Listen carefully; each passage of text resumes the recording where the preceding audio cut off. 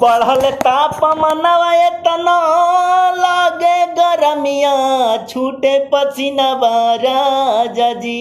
ए जी सुन तनी, अरे बढ़ल तापमानवा एतना लागे गरमिया छूटे पसीनवा राजा जी। अरे छूटे पसीनवा राजा जी, तो लागवा दी घरवा में कूलर और एसी राजा जी। तलागवा दी घरवा में कूलर और एसी राजा जी। अरे बढ़ गईले गरमी इतना 50 डिग्रिया बहो, रहल नाही जाता राजाऊ घरवा में आबहो। ऑर्डर दे दी कूलर या फ्रिज के दुकनिया सुनी बतिया राजा जी। ए राजा जी सुनी ना, जाई ना जल्दी से, कूलर एसी लगवाई ना घरे में का। अरे पूछ परेशानी राजाऊ अपना में हरिया के बात सुना राजाऊ। तलागवा दी घरवा में कूलर और एसी राजा जी। तलागवा दी घरवा में कूलर और एसी राजा जी। बढ़ल तापमानवा एतना लागे गरमिया छूटे पसीनवा राजा जी।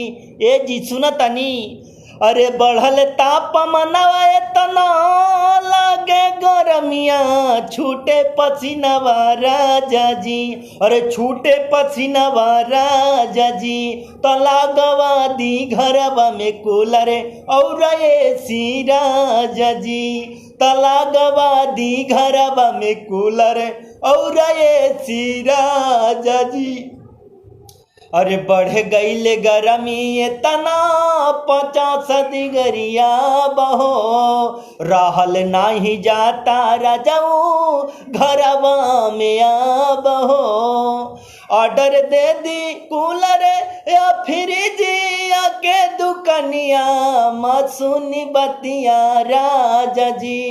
ए राजा जी सुनी ना, जाई ना जल्दी से, कूलर एसी लगवाई ना घरे में का। अरे पूछ परेशानी राजाऊ अपना में हरिया के बात सुना राजाऊ। तलागवा दी घरवा में कूलर और एसी राजा जी। तलागवा दी घरवा में कूलर और एसी राजा जी। बढ़ल तापमानवा एतना लागे गरमिया छूटे पसीनवा राजा जी।